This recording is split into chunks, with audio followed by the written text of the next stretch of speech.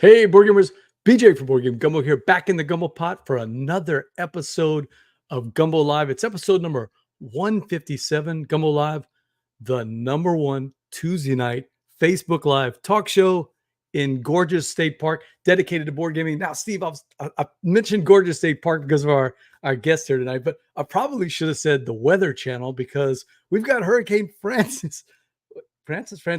bearing down on us right now. So if there's any technical issues, we're going to blame the hurricane, not the show at all. Hit us up on social media tonight, on Twitter or on Facebook or on Bluesky at Board Game Gumbo. Our special guest tonight is Mark McGee from How to Steam Broccoli. He's the publisher and designer of Tether, but also some other games, including a game that we really enjoyed here in the Gumbo. So we might get a chance to check with that. Hello, Kelly Miller checking in. Yep, you are the first commenter. That is great. Hey, a quick show note before we get started. Let me see if I can get that up there real quick.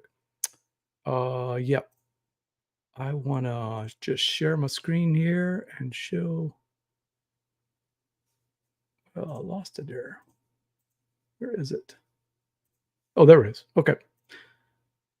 We had our Southern Board Game Fest meeting tonight, and it's going to be starting really soon. Our pre-show ticket sales.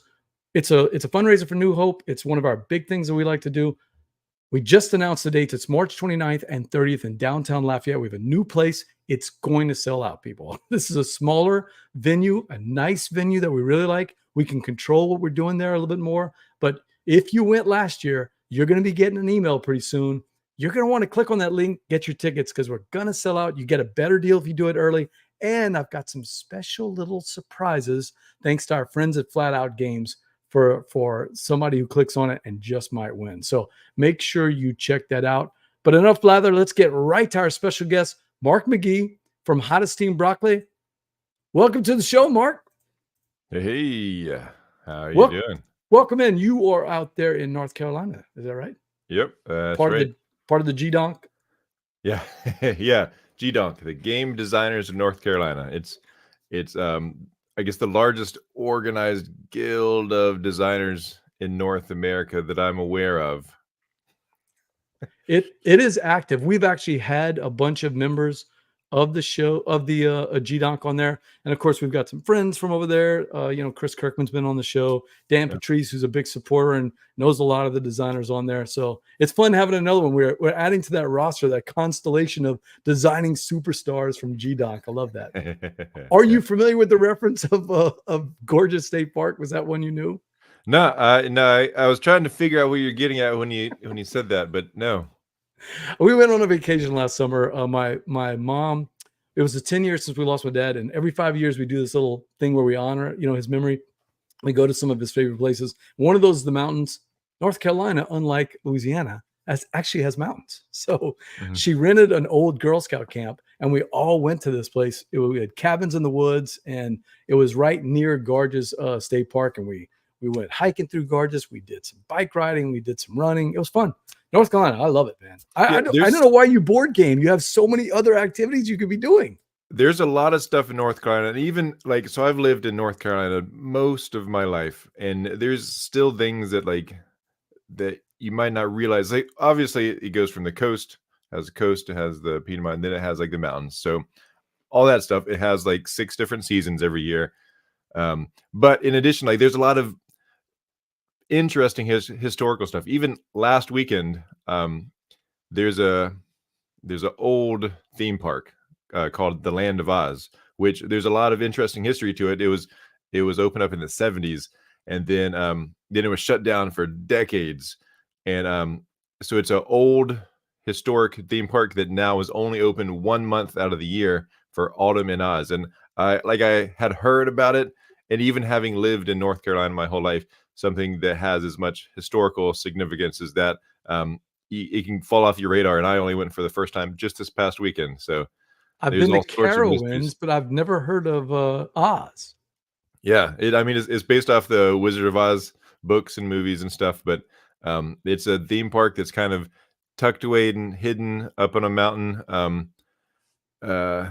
It's got a fascinating history if you ever want to look that up. I am going to check that out. tell you that I want to much. bring in the name father, the producer of the show, the better half of the show. So let me bring in. Hey, Steve, what's up, man? Hey, BJ, good to see you again. Hey, Mark, welcome to the show. Hey, yeah, thanks. Steve, the winds are picking up, but so far so good. I don't know. Do I sound scared or do I sound like I'm in control? No, you don't sound scared, but it's no more hot air than usual. No, that's true. It's plenty of hot air. So, Mark, give us the elevator pitch. You're a game designer. You know what the elevator pitch is.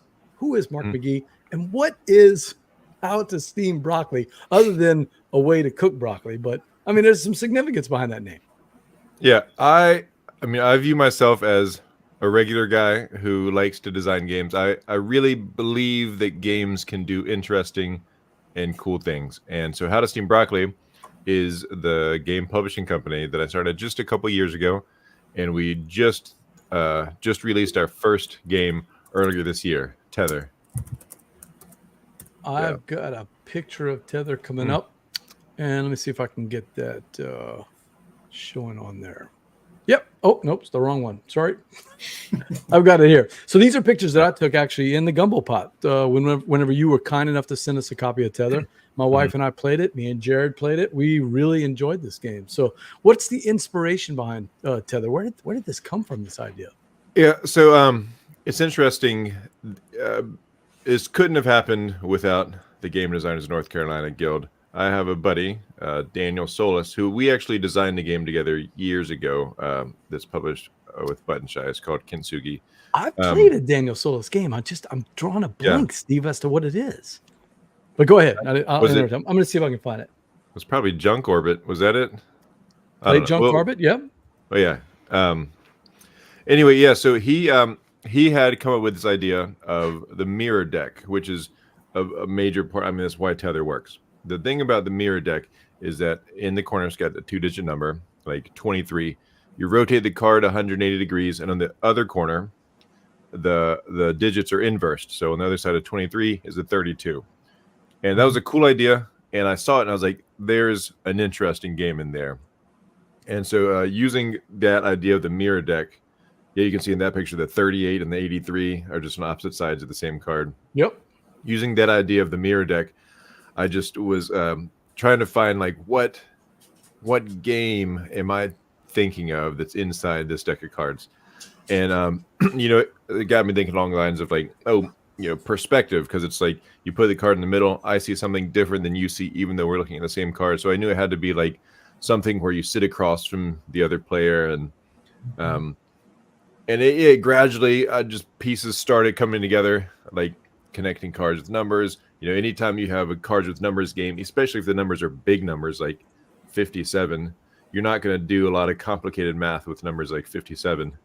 So I had to come up with how do these cards interact that's not mathematical. I was like, well, just counting up, 57, 58, that's about the easiest thing you can do with some big numbers. So yeah, like connecting these astronauts together just in numerical order based on the direction that you see them oriented is kind of where it landed. And from there is just like, find the pieces that make this into a game. Steve, I'm talking to the designer, and here I am showing pictures from the gameplay. I didn't check to make sure that because I get usually about 88% of the rules right. It looks so far like we actually followed the rules with so far, right?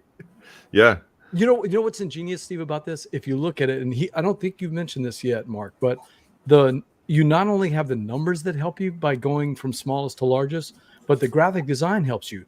It's different colors of numbers. If you notice, like the 60s and the 50s and the 40s and the 70s all get from a hue of colors that go all the way up to 90, which doesn't have dark background. Yeah, you see how that is? And the 11s really stand out because it's those bright oranges, Where did that come from, Mark? There's one big gradient that goes all the way from number 1 all the way to 98, and it gradually changes. So each number has a slightly different color background. Yeah, the reason that we were trying to solve a problem in that there's admittedly a lot of information that you're trying to parse, and we wanted the game to be not just like, can you parse the information, but like, can you also make good plays? So we were like, let's find ways to make just reading the table as easy as possible, knowing that that's still going to be a challenge. Hey, Patrick, thanks for checking in.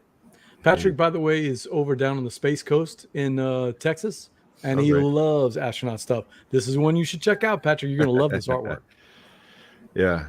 But yeah, because just looking at a grid full of numbers your eyes can start glazing over, and then you can't even see straight. So yeah, trying to make want there to be a flow when you're playing these cards where you're not thinking about numbers, you're thinking more in terms of pattern recognition, right? Yeah, and so these shortcuts, the colors made it easier. It's like, oh, I have this is green, so anything that's close to green is going to be close to what this number is. Anything that's close to blue, like if I get a blue 86, well, the colors that are most similar to this blue are going to be the 85 and the 87. So yeah, it just helps you to read the table easier and find your matches faster, because we didn't want the puzzle to be, can you find a match? It's, can you choose which matches you want to make right now, to be more of the puzzle. And I'll tell you, Steve, another thing that I love about this game is, and Mark, I'd love for you to talk to us about it. The artwork behind the game, is that Eric Hibbler? Is that how you say it? Yeah, Eric Hibbler. Because we'd say Hibble down here, so I want to make sure I get it right. So, but look at the whimsical art, Steve. I mean, I don't know how many different ones of these astronauts there are, but they all just have. If you look at the art closely, they tell a story. And Mark, I heard an interview that you did with your wife. Is it Janelle? Is that right? Yeah. Yeah, yes. With the Family Gamers, where she talked about how some of these are her favorites. Some of these have she already has like stories in the back of her mind. Yeah. Every single card has a different illustration on it. Some of them are like the same characters, like this scientist that's right here. There are different scientists that have the same pose, but other than the same pose, they're different. So they might have like different jackets on. They might be doing different. Yeah, there you go. That's the same. Same person, but completely different person at the same time. I could stare at all this, and there's a ton of cards, Steve, so we can't go through every one of them. Yeah, but this is so much fun. Oh, by the way, Patrick, with it at BGG Con, we could play Tether because, Mark, this is not just a 2-player game, right? Right. Yeah. It also plays 2 teams. Yeah. So you can play 4 players too. Yeah. There's a little bit of like a limited communication with your team, but if you can set up your teammate, you can like make combos to play more cards at a time, and you're really trying to play off whatever your teammate plays. Steve, in a 2-player game, if you and I were playing Tether and you've never played it before, and I was telling you about it, you would assume that I would sit on one side of the table and you'd sit on the other, right? Yes. And you can do that with Tether, but I think Mark would tell you that might be easier if you sit to my right instead, right? Or to my left, Mark? Is that how you recommend it when you're teaching the game? I mean, for the 2 versus 2, the team games. No, I'm talking about just the solo. If you're playing 1-on-1. No, I would still say sit across, mostly because when you place that card down, you need to be looking at it from different sides, so you can see the different numbers. Right.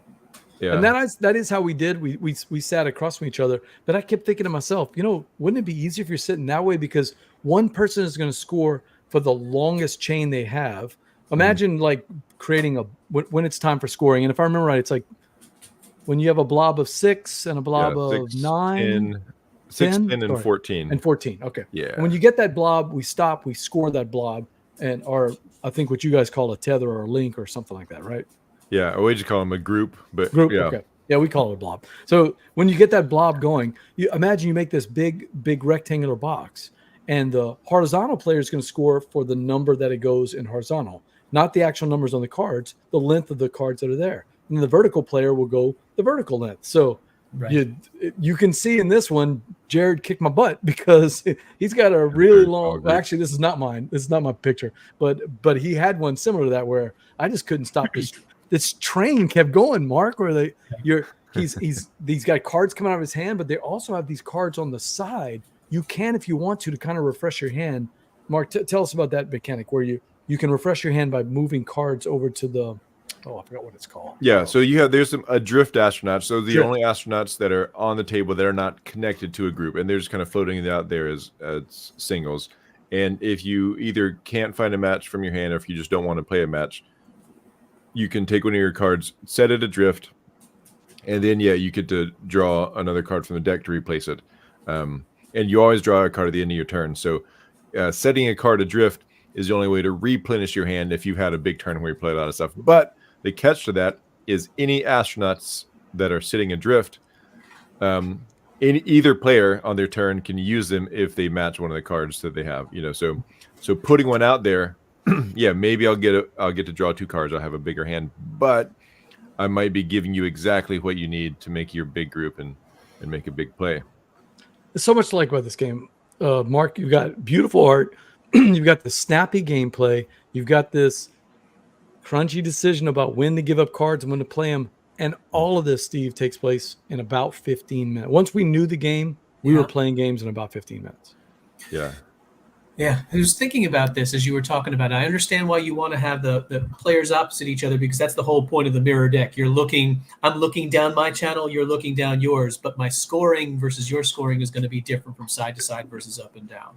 Right. The thing that BJ was telling me about with this that made it so interesting to me also is the idea that when you're creating, and BJ's using the very scientific space vocabulary of blobs, right? As you create a blob, right, you can then merge those blobs together, and then you're sliding them together and creating one more joined together group of things. So there's a lot of paying attention to where they could fit together and interlock and then tether back up again. Am I reading that right? Yeah, there's an interesting flow to the game in that at the beginning, you either, like, maybe both players are playing into one group and it kind of gradually gets bigger, or maybe a bunch of small groups are on the table. But after a little while, yeah, the groups that already exist, they're going to start sliding together. And as the game progresses, yeah, groups that are already out there are going to start joining together, and you're going to get bigger and bigger groups. And that the whole like scoring size at 6, 10, and 14, that came with a lot of like testing to figure out like where does the game naturally feel like, oh yeah, I finally made the big one, Right. Yeah, because just joining the groups together is really satisfying too. Like these cards that have been sitting over here for a while, they're doing fine. But once you can incorporate them to the massive blob, like it just feels so satisfying to do it, to pull it all together. If people want to get a copy of the game, is it still available? Yeah. So we're partnered with All Play. Oh, great. All Play has several partners that they do shipping and warehousing and stuff for. So we are on the All Play partner store. So if you just go to allplay.com and look at board games, there's just a thing that you can look at their partner stores, and How to Steam Broccoli's on there. All right, that is How to Steam Broccoli's Tether, designed right here by Mark McGee. Mark, it's a solo design, if I remember right. Right. Yes. Yeah, serious. And it's available on the website. Just go to that All Play website to look for their store, and they've got a bunch of the different partner companies that you can pick it out, and that's one of them. Yeah. And if you go to howtosteambroccoli.com, we have a link straight to it also. So if that's easier for you to remember. BJ from Board Game Gumbo, I've got my guest here, Mark McGee from How to Steam Broccoli. And Mark, we're talking spicy hot games. And one of those is a game that I'm not even going to tell you what I think about it, because I want to hear your side of it. And then we're going to do some chatting. And that is ARCS from Leader Games. It's the game that we see all over social media. What's been your experience, Mark? Yeah, when I was thinking about which game to talk about, I was like, it's going to be so cliche to talk about ARCS because literally everybody's talking about it. But it is such a fascinating game, and I've not even played the campaign yet. I've played several times the vanilla mode with none of the expansions. Yeah, and I really like it. I actually won for the first time just a couple weeks ago. God, I haven't even come close yet. Yeah, the things that I like about it is that there's like a core system, like the playing cards, and you can follow. For the sake of those who maybe haven't played it, there's always a lead player. This structure is a little bit like a trick taker. The lead player plays a card, and the card is basically a suit. Each suit allows for a certain types of actions. And so, yeah, there might be like 12 different actions. But if you play, for instance, this administration card, there's 3 different actions that you could choose to take, tax or repair or influence. And each of those does a different thing. But anyway, I get to take actions based on the suit that I played.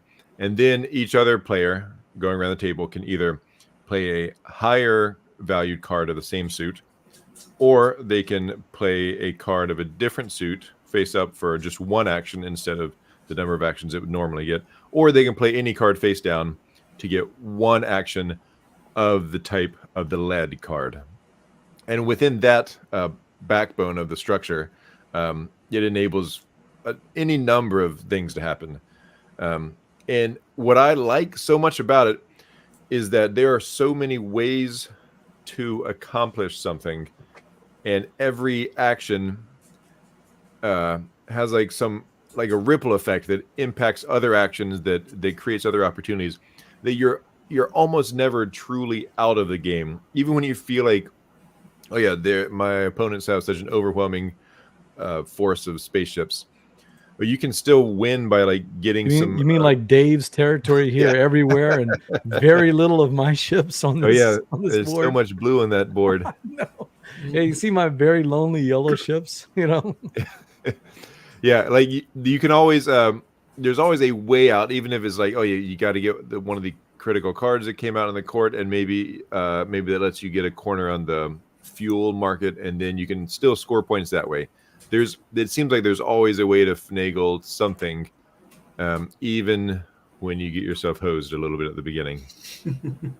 It is. It's. I think I actually agree with all of the thoughts that you're giving us.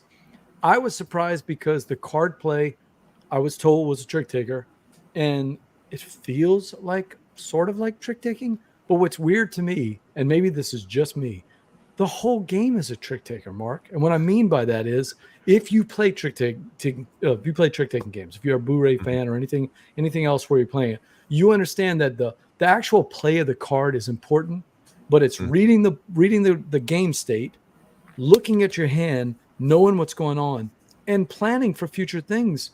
That's really important in a trick taking game, especially the deeper ones, not just the throwaway games. I'm talking about the deeper games that have trick taking in them. That's what ARCS is all about. Yes, playing that card is important. But if you don't set up that play, if you don't time it correctly, even though sometimes you're at the mercy of your hand, and if I have a complaint, Mark, about the base game, you are at the mercy of your hand, right? I mean, yeah, you can be, for sure. Oh, man, there could be a whole round where I'm like, God, I just can't do what I really want to do.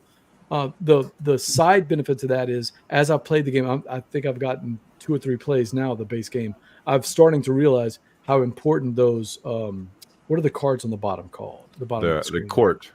The court cards. Oh man. Steve, every one of them are game breaking. Yeah, they're all way overpowered. Way overpowered. And I started to realize, oh, that's what Cole's doing. Cole's like, this is a giant trick taking game, not the card play. The whole game is about timing, about playing the right situation, reading the room, and playing it. And if you get into a jam, go to the court. And the bidding mechanism on the mark on the court. In fact, to tell you the truth, our games have gotten a little sluggish because we're so focused on the court that we're not moving our ships around. And I think, again, the beauty of a game like this is there's ebbs and flows in our gameplay, right? We started out the first game was all about the board. The second game was all about the court, and we forgot about the board, and we let Dave just run it all up. So I'm enjoying that part. I can't wait till we start the campaign. After the hurricane, we're going to try to get this campaign going. Yeah, and like, because you can play it to do the card play where it's like, I want to kind of bleed you out of this suit because I have some high numbers. You can do some of that to gain like more actions per round than somebody else. Like, you can definitely do that. But also, one of the things that I've learned the more I play is that if you can build up ways to not have to rely on the cards, then when you get the bad draws, you have some other options. Yeah, some cards from the court, or maybe a good board position, or a lot of other materials that you can use to do some of your prelude actions. Those prelude actions are so good too, Mark. Yeah, I mean, getting extra actions or extra turns. It's there's so much to like about ARCS. I understood why the hype was. I don't quite get why there's some people that are kind of vilifying the game. I think the world of this game. It's really good. I think I could play just all the co-worldly games. I'm struggling to figure out which one I would like more than ARCS. This is the one I think I like the most. Yeah, seriously. Better than John Company, better than Rude, better than the other games I played from him. So really, okay, that's very interesting. I think I could play just the vanilla version of this and be satisfied for a very long time. Like, it's a good strategy game with so many interesting, nuanced interactions that there's just so much there, and that's just the base game. I haven't cracked the expansions at all. Haven't played a single campaign game. But Steve, the only thing I've got for it is not even the game, it's me. I'm just terrible at these 4X games. If they're longer than 45 minutes, I just can't. I can't think that long. So I'm okay with games like the Wolves, which I adore, but you start getting into these hour and a half, 2 hour, 3 hour dudes on a map type games, and I lose focus. I go for the shiny bauble instead of focusing on scoring points. And this game, Steve, really comes down to, Mark, I don't know how your games have been. It's controlling the scoring, playing that card play to allow you to control the scoring and still have a good turn. But at that point, you're telling everybody else, I've got all these resources and I'm scoring a lot of points. Are you coming with me or not? Right. Interesting. Yeah, and I've always had like an ebb and flow of it. Like you can choose to peak. Like if I think that I have a shot at making a lot of points on this round, I can just go hard for it and maybe win the game, or if I don't, then maybe I'll have a next round where I score almost absolutely nothing. So you have to like build up to a big scoring round sometimes. The one downside that I've had is that at a full 4-player count, it can take a while, especially if all the players really like to think about their turns and make sure they're making the best move. Yeah, it can take a long time. Oh, I forgot. Our first one was 4 players, and it was three and a half hours. Yeah. Yep. Now, I attributed that to being there was a lot of rules diving into rule book to go back. Our second play was much shorter, by the way, but it was only 3 players on our second. Yeah, no, I think a 4-player. No, our second player was 4-player also, but it it was a lot shorter. Okay, I think that was just going from 3 to 4 might add almost a full hour just by having one extra person, at least in what I've played. Yeah, that was kind of what I was wanting to ask about. Is that, again, think about this in terms of someone who's coming to this new, has good Euro experience, has good strategic experience, but now layered underneath that as mechanisms or something that's trick taking. Is this the kind of game that will then really get lost in the weeds potentially as you add more people? Or another way to think about it is, does someone who has a long trick-taking history have an inherent benefit from being able to see the mechanisms more clearly than you do? I don't think so, Mark. You don't think so? So I have played a ton of trick-taking games. Like when I was a kid, we would play those with the family. So the language of trick-taking is just second nature. Like I know how to do this stuff without even thinking, just because I've done it so much. So because of that, the structure was like trivial to pick up. And then at that point, all I had to think about was, what do these actions do? These like 12 options of actions that you can choose from depending on the card you play. So I do think that if you have a lot of trick-taking background, it can help with the teach, and it can give you certain advantages as you're playing too. But if you're coming from Euro games or something like that, I would definitely recommend like starting with a 3-player version just to get through a little bit faster, because it's chaotic with more people, or it can be, especially if they're learning for the first time. Now, Steve, your group likes area control games, so is this something that you think that you guys? This is something that I have to dig into a little bit more, because it does seem like there's a lot going on, there are some groups where I could see they would just eat this up with a spoon, and there are other groups where I would say, no, let's play the crew. Let's get into that and just make it more, beer and Skittles kind of game like that, because I think this might be the kind of thing that I would find really interesting, but I need the right audience and time for it. Good night, Patrick. We'll see you soon, man. Take good care. Do you have a group that likes playing Eclipse? Some, yes. Yeah. Because probably as far as the overall experience, I might liken it most to Eclipse. It's substantially different because it doesn't have the optimization of your economy and your ships that Eclipse does. So take out that part of Eclipse, and then you don't have much game at all. But you're talking about its feeling and vibe and layers to it. Yeah, and like the overall complexity. Like Eclipse is a game similar to ARCS in that once you played through it once, like there's a lot of rules in both these games, but when you play through it once, you're like, oh, okay, I get it. And your second time, most of them come back without even trying, because it kind of makes sense. Yeah, that makes a lot of sense. That makes a lot of sense to me. That first play would be the kind of thing that clicks in line. And you say, oh, you get that, what we call in our groups the pancake game. The first one's like, all right, we get the idea. First pancake out of the pan is never that great, but you want to come back for more pancakes. Yeah. The thing that I would worry about in a 4-player game when someone's coming to it new is, is this the first time they're ever eaten a pancake, and are they never going to come back if they have a bad experience? So finding that fine line between people wanting to get more of it versus being turned off by a 3-hour learning game might be that question of, who am I matching this with? Yeah. That's a good point. That's a good point. Well, that's ARCS from Leader Games. Thumbs up for me. I don't know where it's going to sit on the games of the year yet. There's so many other games. I just saw the SN list. There's like 1,100 games, Steve. So, and then 600 from knock that out in a weekend. Yeah, sure. But it's a thumbs up for me. I do want to see what the campaign does, Mark. So I'm agreeing with you there. I'm kind of excited about that. But that's ARCS. Thanks for sharing it with us, because I've been wanting to talk about that game, and you crystallized some of my thoughts for it. So that was great.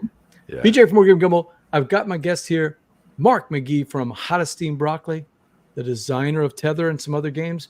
And there's a game that I've been playing recently. One, Steve, that DJ Bell taught me first.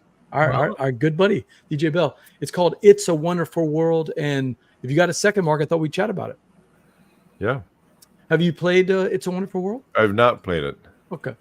It's a Wonderful World is a game that I'm going to start out right off by telling you, I don't care what the theme is. I can describe it to you. It doesn't matter. Unlike ARCS, which did have some thematic elements, unlike Tether, which feels like you're connecting astronauts and all that, It's a Wonderful World feels like you're exchanging cues for other stuff. So sorry, Lucky Duck Games, that part didn't come through for me, maybe for other people. But what it is, over the course of 4 rounds, see all these cubes on the board there. Over the course of 4 rounds, you're going to be doing a pick and play and pass mechanic, a la 7 Wonders or Sushi Go, getting some cards, staring at those cards, and trying to figure out which one of those cards can generate the resources you need to play even more cards, or maybe sacrifice certain cards for a better play later on.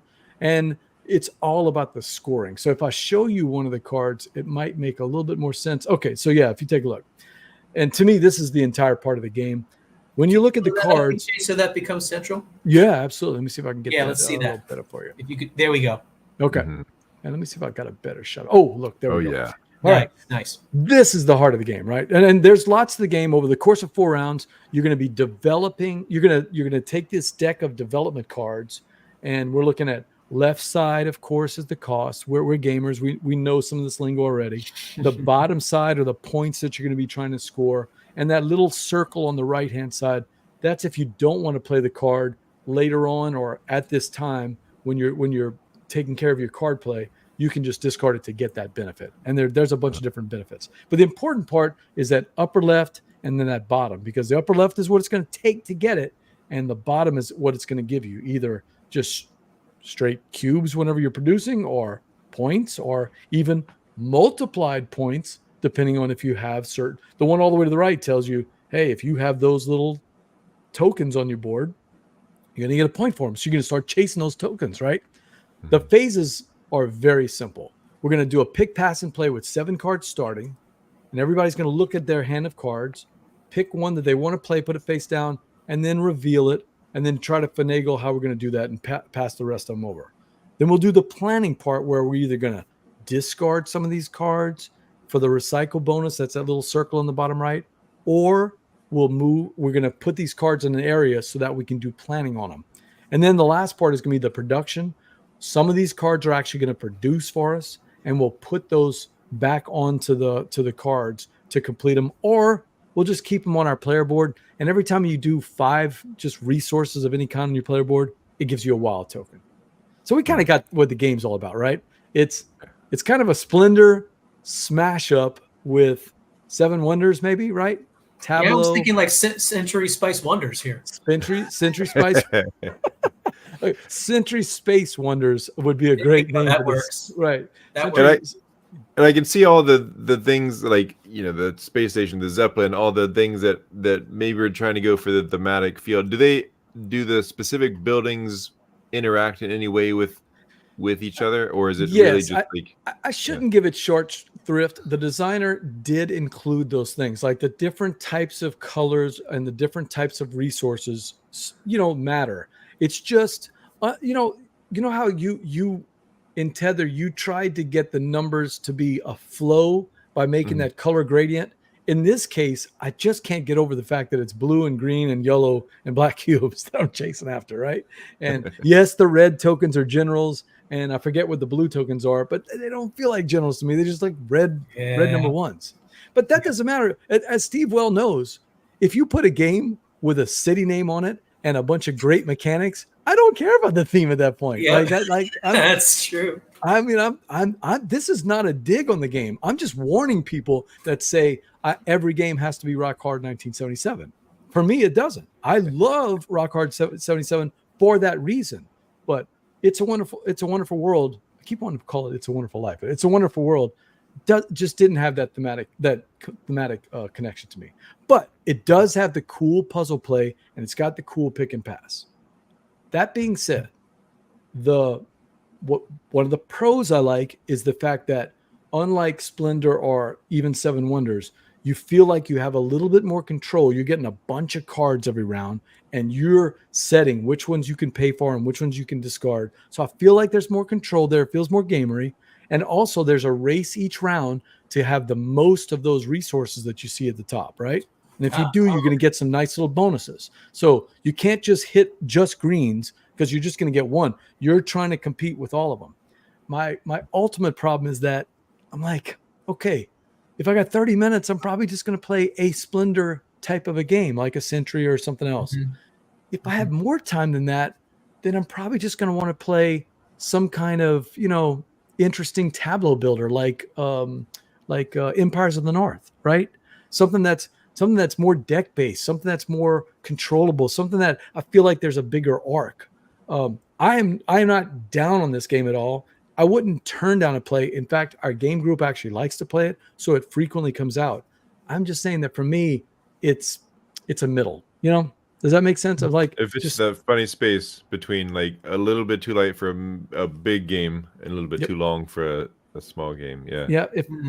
For this length, I'd rather just extend the game a little bit longer and play something that's going to be, heck, for me, I'd play Endless Winter.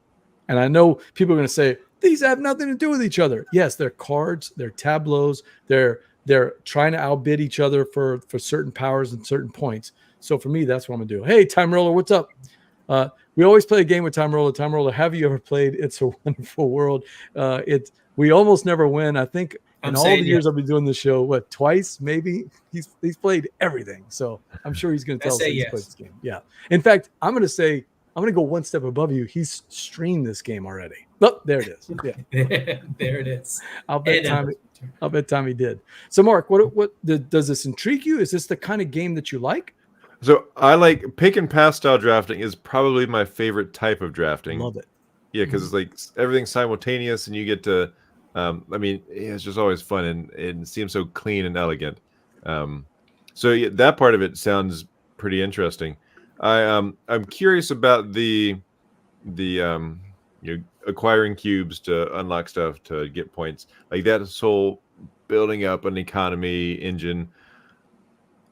Part of it's me. My day job is I do data analytics, which is a lot of spreadsheet calculations and stuff like that. So a lot of this, you're gonna kill me in this game. A lot of this, like building up an engine to optimize how numbers turn into more numbers, like it, because I spend so much time doing it. I usually don't tend to play games that also do that in my spare time, because I'd spend most of my working hours doing that sort of stuff. So.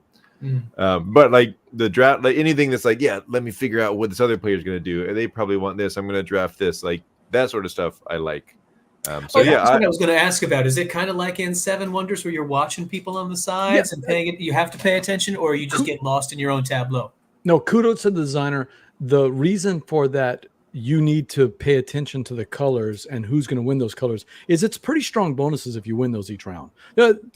Typically speaking, the person who's winning 2 or 3 of those every time and getting all these wild resources, or I can't remember exactly.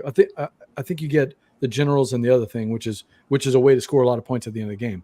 So it's been a while since I remember that specific aspect. But yes, you do have to pay attention. And again, when I'm playing this game, I am so worried about creating an engine. I'm just not very good at watching what the other players are doing. So see, that's a selling point for me, because that is what I like so much about things like Seven Wonders, is paying attention to what am I passing, what am I giving you, versus how I need to build my own, but I also can't feed you. That reminds me of why I like the Seven Wonders version that has the naval part. I can't remember the name of it. Yeah, I know. Armada. That's Armada. Yep. I think that's why I like Armada so much, because it's got that visual representation right in front of you, and you know exactly what everybody's doing, right? And so I can kind of focus on it. Bradley still kicks my butt in that game, but at least I feel competitive in that game. So yes, it's going to have that. You're going to actually see what people are playing. So they're putting it out on this tableau, and you know they're constructing those cards, or at least they want to construct those cards. They could still discard it for that little recycle bonus instead of putting in their tableau. But at least you know during the game that, oh man, I might want to hate draft this black card because I don't want Steve to get it. You know, does that make sense? And it's interesting how like the draft is not like the way you just described it. You don't just get everything you draft. You didn't have to build it if you're going to use it. So I see how that would add like an extra layer of you're not just going to win and lose based on, I got handed the hand that has exactly the cards I want.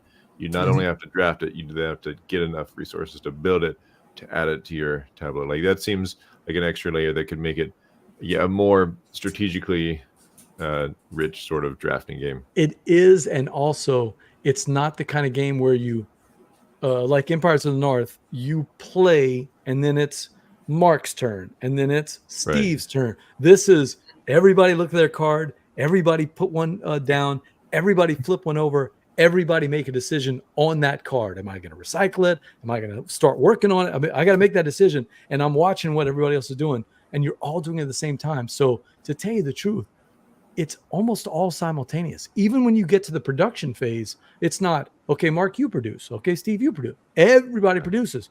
Everybody builds their cards. So the only stop is whenever we have to shuffle up the cards and hand them out and look at what we've done and hand out the bonuses based on how much it is. Other than that, it's not real time. It's more, what do they call it? Simultaneous play, I guess is the way to look at it. Sure. Yeah. Which I do like. This is weird. I came into this review wanting to say I don't like this game, and I'm talking myself into enjoying it. It's my only complaints of green, red tokens too. My only complaints are that to be fair, the only complaints I have are that I'm bad at it, and that if it's longer, I'd play a longer game. So, but what I'm trying to do is give you my experience. And so not tell you whether the game is great or not, more tell you what my experiences are. And if that matches up with what you like, then this is going to be a game you're going to like. So you mentioned one of your critiques is that you're bad at it. I found, I don't know why this is true, but the games that I like the most are the games that I have the most difficult time winning. And I the more I've thought about it over the years, I think it's because it's actually, it poses a challenge. You know, everybody's naturally good at some things and not so good at some other things. And I feel like if I play something that just fits my strengths, then it doesn't feel as challenging. And I want to play something that's going to like be a struggle for me to win. So playing something that I don't win all the time, for whatever reason, I just have way more fun with those games. But Steve, you don't even know this. If I didn't play games that I was bad at, I'd play no games. Hey, Steve, you don't even know this story yet. I got an email today from a publisher, and they had read my review of Amalfi Renaissance. And Mark, Steve and I have this competition where Steve's the name father. He comes up with fantastic names of everything. If you ever need like a slogan for your game, just email Steve. He's going to come up with something very clever. And so I try to outdo him, and I put these funny titles on my reviews. And the one I came up with for Amalfi Renaissance, because I'm really bad at this game, I've only won it twice out of a dozen plays. Jared usually stomps me. I called it Renaissance is Futile instead of Resistance is Futile, right? So the French publisher emailed me and said, hey, we loved your review. We loved what you said. You had some good critiques of it, but we loved it. But what does that mean? Our English is not very good. Like, what are you saying in the title? So I explained to him that it was a triple pun. You know, it's like Renaissance instead of resistance, futile because I'm not very good at it. But, you know, resisting the game is futile because I love it. It's the same thing Mark said. I actually like games that I'm bad at sometimes. I mean, I really like them. Well, the guy told me that is also why he picked Renaissance. It's a double pun. Amalfi was the original game made by Ocha Bakoya, who makes that game that I love, Aqua Gardens, the one that they ripped off. Not ripped. I mean, it was an homage to Heaven and Ale. Steve, remember that game? Oh, yeah. Okay, yeah. So this was one of their very first games, Amalfi. When the French publisher took it over, they did so much development work, it became kind of a new game. So he called it Amalfi Renaissance for rebirth, right? Yeah. It's like a rebirth of a great game with new things in an enlightened game. So it's funny that he also did that. And once he figured out what I meant by it, not that I'm saying playing this game is futile. I mean, I love the game. I'm just bad at it. He was like, oh, I love the title. To be clear, I do hear from a lot of people who are native English speakers who still ask me, what did BJ mean by it? Yeah, that's like a common thing. I agree with you. Well, that is an extended look at It's a Wonderful World. I'm mixed. I'm bad at the game. I do like the way the pick and pass is. I like the way that you got to watch everybody. I don't know. I guess I do like it. Thumbs up. Right. I guess. There you go. I guess. All right. So, Mark, this is a board game show, and we've been talking about board games, but do you know what a board game show has to do? Have a theme song. Yes. Or a dance break. Is that right?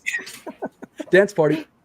No, we got to play a board game. So I'm going to let the producer, Steve, the name father, tell you all about what game we're going to be doing tonight. Okay, we're going back to an old favorite here. For those who have been watching the show, you know that the ENVIE game means we're going to have the guest come up with a game. They'll think of a game that they would want to play, that if they had the perfect setup, the perfect location, the perfect time, the perfect audience, the perfect play partners, this would be the game that they might pick. And they're going to want to do it in a way that's kind of crafty, because we're going to do it kind of like 20 questions. BJ and I will ask some questions. People in the chat will be able to chime in with their questions. And it's going to be a race to see who can figure out what game Mark is bringing to the table without telling us what it is. So, Mark, do you have a game that you have in mind? Don't tell us, but do you have one ready? Yeah, like we're allowed to be decently obscure, like as long as it's legitimate. If so long as you BJ probably knows exactly what game I'm going to refer to. So long as you are not talking about the McDonald's game, that what was it? The Happy Meal game, with the Happy Meal of some sort, then I think we're okay. Thanks, this is a game that it's not too obscure. I mean, good luck at least, but it's not too obscure, but you're in for it. This is one of my favorite games. So even though it's not the most mainstream, very good. We got some people in the chat, so look, we need some help from everybody. Mark's given us a challenge. We've had some easy ones lately, Steve. So, but I don't know about you've gotten them lately. You've been hot lately. I've been hot, but this goes back to some challenges. I feel like this is going to be a challenge. So everybody in that chat crew, get ready. So Mark, do you feel like you know the rules of the game? Yeah, I think so. If y'all get this in 2 guesses, then I have another one that'll take at least 3 guesses.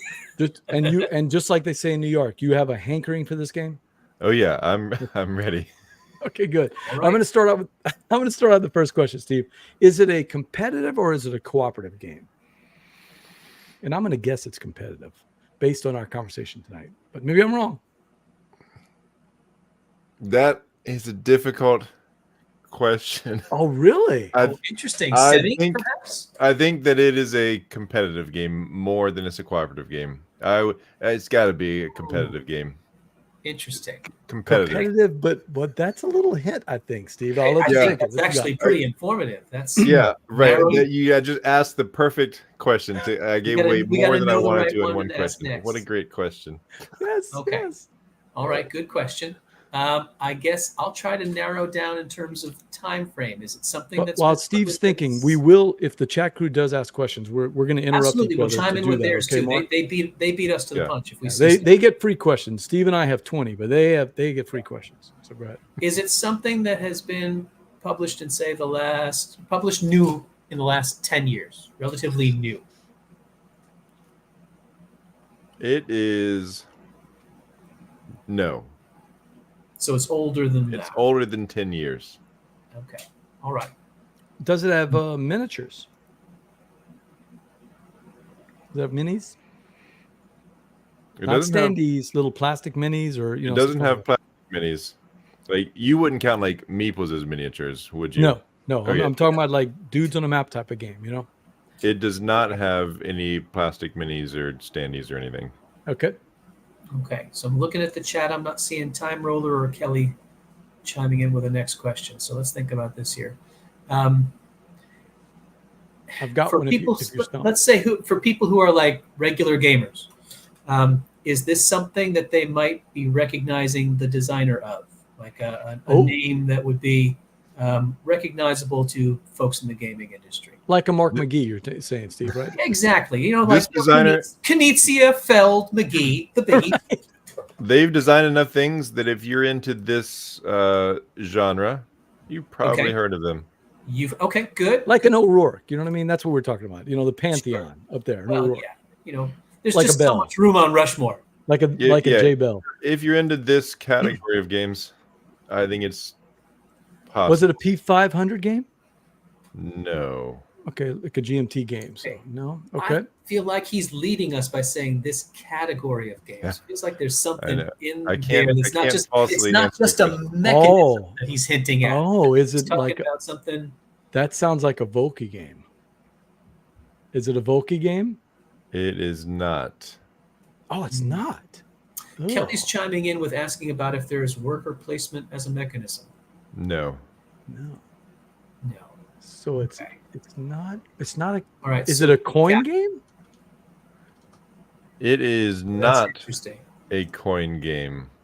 Okay, I'm hitting a stump here. Steve. That's what You're I'm right. thinking about there. It's not like a mechanic. It is a grouping. It's something that it's like there's some flavor that we're missing there. Okay, to All right. recap, Chat Krewe, it's a Yep. competitive sort of game Competitive, that did not come out in the last. Wait, it came out recently or it didn't come out recently? older than 10 years. It's older than 10 Yeah. years. It's by a designer. If you knew that genre, you'd recognize. It's not a worker placement, and it wasn't a GMT/P500/Boki coin game. She wants to know if it's got dice or cards. Okay, which one? Go ahead. It does not have dice. It does have cards. It's got Does lots have of cards. No dice. Okay. No dice. Steve, you got a question? It does have cards. I'm trying to think about what's going to be the kind of thing that will narrow down so much. Does it have a board? It does have a board. Does have a board. All right. Let's think about time frame maybe to play. Is a game that takes an hour and a half or less or longer? About an hour and a half. Almost I right nailed at an hour and a Feel half. it going. Yeah. There we go. Okay. About an hour and a half. There are Uh, cards. Is it an area control game? Not in the classic sense, no. There's some elements of area control, but it's not primarly area I control. was running toward Eric Ling there, Steve, but now I'm thinking, no. Yeah. Okay. How about some themes? You got some ideas for themes? I was Steve? just thinking about that. I was not sure that I wanted to. It doesn't look like it's going to be an let me ask IP one game, question but before you it do might that. be helpful. Is it based on an IP? That's what I was thinking. You know, an That's established okay. IP? It is not. It's not. Yeah. So I think rather than asking about the IP, getting the concept of a setting is where we're looking at here. Is this a space game? It is not a space game. Timey wants to know, is it a historical simulation or even loosely based on history? It is definitely based on history. Okay. Yeah, closer to a simulation than an abstract. I mean, every game is some amount of an abstraction, but yeah, calling it a historical based game would be accurate. Would you call it a Civ game then? No. Because that's the cat. You were saying category. I'm thinking that was the way to think about a category. Yeah, Does it have the category house? might be slightly misleading, but Okay. All right, clarify what you mean by historical, if you don't mind. What do you mean by that? the setting of the game is is an actual real life setting that happened in history. Okay. Interesting. So I don't know You why said I'm leaning toward those Martin competitive. Wallace games like the Halifax Hammer, you know? Oh, interesting. You're not thinking it's a few acres of snow? Yeah, that's what I'm Talking about? thinking, man. What do you think? Yeah, I'm thinking he might be hinting at the idea of it being like a war game or something. Yeah. And if it were a war game, we would, and we played those, we would know that designer, which would be, you know, Martin Wallace, right? Or somebody Yeah, like maybe that. I was take thinking a stab also, at somebody. I was thinking of the Fort Circle games, but all of those, none of those are that old. So it has No, to no, be- no. They'd be older than that.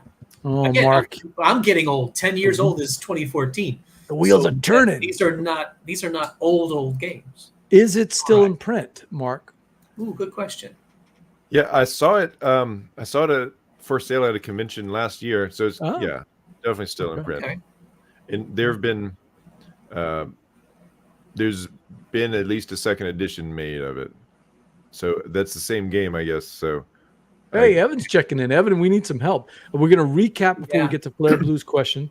It's competitive, sort of. We would recognize the designer if we played that genre. It's got both a board and card, but no dice or minis. It takes about 90 minutes, and it's got a historical theme. Did I miss anything? No worker placement. It was not a GMT/P500/coin game.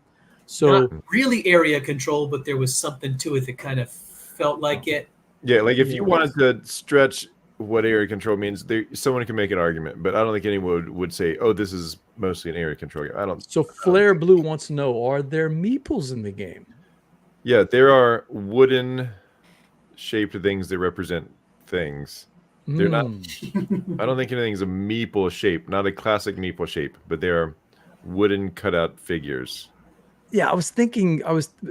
See, Steve, I was thinking El Grande with the Caballeros and all that, but that is area control. I mean, that is about as pure of an area control. Yeah, as that's pure area control. Yeah.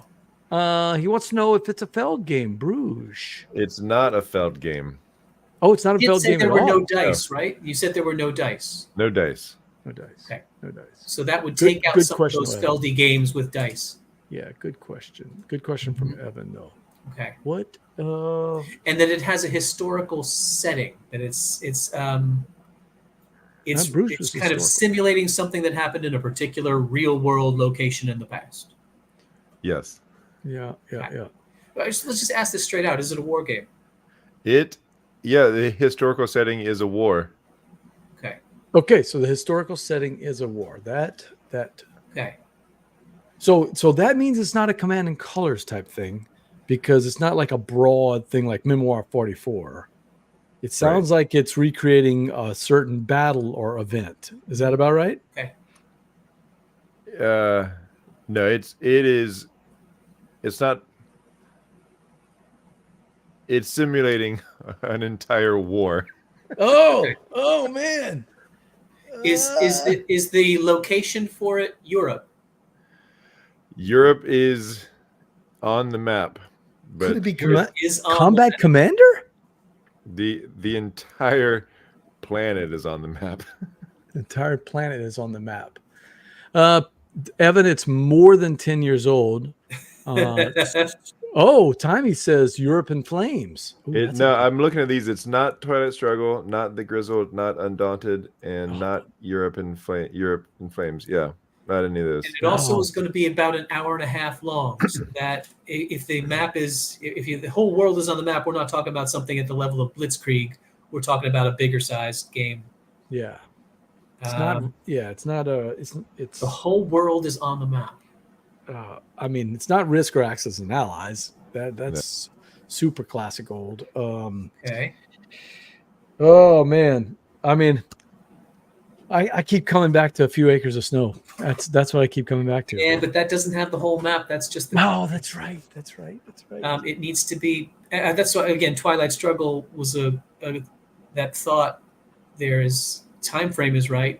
And his hint at the start, it can't be Memoir 44. That would be too simple. That's clearly a competitive game. I mean, it's mostly competitive. There's only one thing about it that makes me not say 100%. It is pure competitive, even though it's a competitive game. Okay, so it's got a. I'm thinking. This is where I'm thinking, Steve. Let's try to think of a game that it's got a mechanic sort of like Oz Australia, where everybody is competitive, but if we don't beat Cthulhu, then we all lose, right? What games are like that from a historical setting more than 10 years ago? That's where we need to go. But also, I'm latching onto the fact that he said there's been a second edition, like it's still in print. That should be something that helps us too, shouldn't it? Yeah, absolutely. Absolutely. That would be on my dusty shelf over there somewhere, man. I'm looking to see. I'm stumped, Steve. What about you? Is it a solo design? One designer or one designer? Solo yes. design, one designer. An American designer? Yeah, almost 100% sure he's American. Oh, man. Okay, so wow. Okay, so if it's a war game, is that Richard Borg? Is it a Richard Borg game? No. Okay. Is it? No, that'd be too long. I was going to ask if it was Volko. Those would tend to be long. Oh, that's what I was trying to say. I was trying to say Volko. What did I say earlier? I had the wrong name. I was trying to say Volko. I was thinking about something. It's not Labyrinth. No. I'm stumped, Steve. I'm gonna have to tap out. All right, we might have to break glass for emergency hint. Do you have something that would lead these people wandering in the wilderness to get closer? I'm gonna call Mark the winner on this one. I think we're gonna kick. I am telling you, we're gonna kick ourselves when we hear the answer because it's gonna be so obvious. Why I had so much in the very first question. It is a team game. There are two teams that play against each other, but you have teammates on your side, and you are on the same team. All right. That's why I had so much in the competitive. It's definitely team versus team, but you are on the same team as. But you are competing with the other team, and you're cooperating with your own. That makes perfect sense. Okay. So right.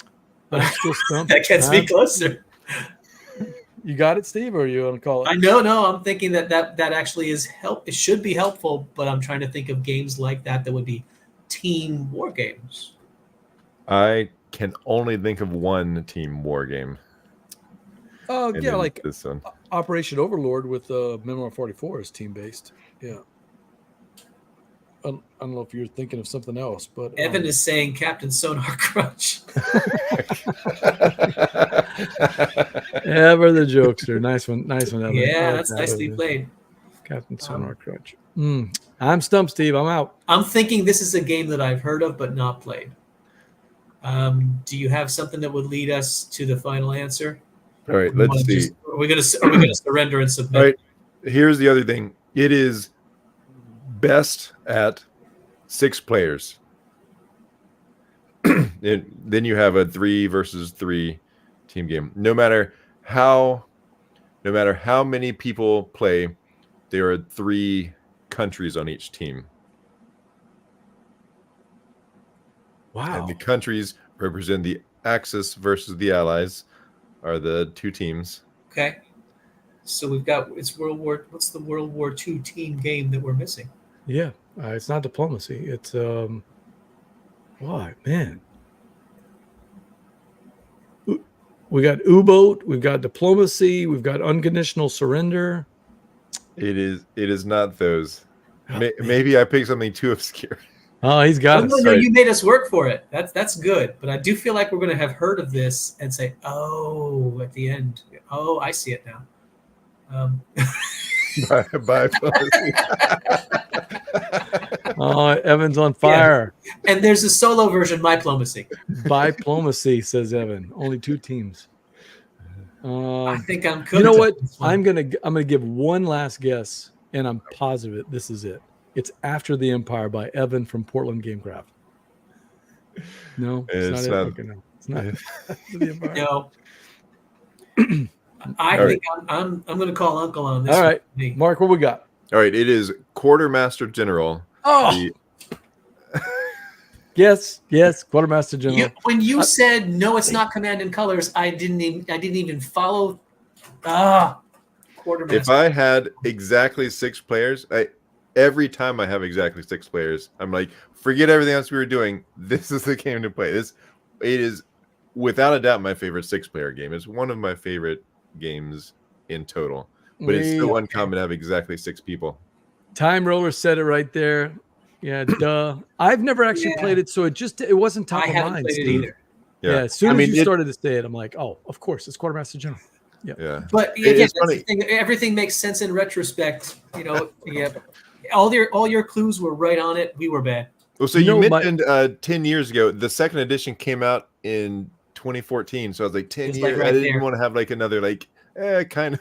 But yeah, you know what my other problem is, Steve? I've never played it, and I didn't even know who designed it. I didn't know Ian Brody designed it, so that wouldn't have been a name that would have picked me up. The name would have helped you. Stumped us, Mark. The second edition should have helped us more. Actually, the second edition came out in 2020. The original was 2014. So, but it's one of those games, Steve, that is exactly what you said. It's a game that you and I haven't played, so we didn't know all the details about it. But as soon as Mark said it, we're like, oh, we should have known what that is. So, yeah, absolutely right. Good job. If you ever have a chance, though, I wholeheartedly recommend it. It is such a fascinating design. Like the thing that makes it interesting is the team play. Like I play one country, and just by myself, my turns are not terribly impressive. But the fact that I can set up my teammates for success, and we can combo off of each other, that's what makes it really interesting. And it's about an hour and a half. I think I had in my head that it was just going to be a longer, pack your lunch. It's an all-day game. No, it especially if you have people who have played it before, you can go really snappy. But it's actually faster at 6 players because there's always 6 countries in play. And if you're playing with fewer, then somebody's got to play 2 hands. So the fastest way to play is a full 6-player count, which is also pretty unusual for games. Well, that was fantastic, Mark. You went on that one. That was a great choice. That was our ENVIE game presented by our friends at Game Toppers LLC. Make your game nights a showstopper when you play on a Game Topper. All right, board gamers, that's it for another episode of Gumbo Live. I want to thank our guest, Mark McGee from How to Steam Broccoli. That is the designer and publisher of Tether. Remind them again, if they want to get a copy of the fantastic game, 2 and 4 players, unlike Quartermaster General, if you have 6 players, you need to get Quartermaster General Tether, which you're working on. Quartermaster General Blob. Right. You have to blob it. Tether blob tether. Yeah, I'll remind them, how can they get a copy? And if they have any questions about the game, how can they reach you? Yeah, so we are an all-play partner. So if you go to allplay.com, you can find the partner store for How to Steam Broccoli. Or if you go to howtosteambroccoli.com, we got a link directly to the all-play store to get Tether.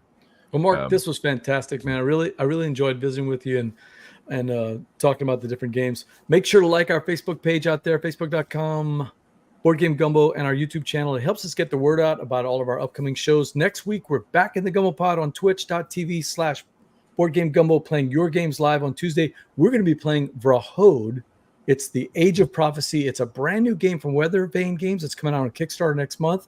I am super excited. Steve, this is a dungeon crawly game that looks right up my alley. So I'm excited. We're going to stream that one. We should be streaming it next week if we can get all the rules down. Our goal, Mark, is to have at least 88% of the rules down really well before we stream those games, so we don't embarrass ourselves too much. That's our goal. 88% is really what matters. 88%. That's our goal. Catch us on Twitch next week. I'm BJ from Board Game Gumbo, and for Steve and for Mark McGee and the absent Verla, the Gumbo Overlord, and DJ Bell. Sorry they couldn't be in here, Mark. But till next time, Laissez, bon temps, rouler. Bye, all. See ya. Good night.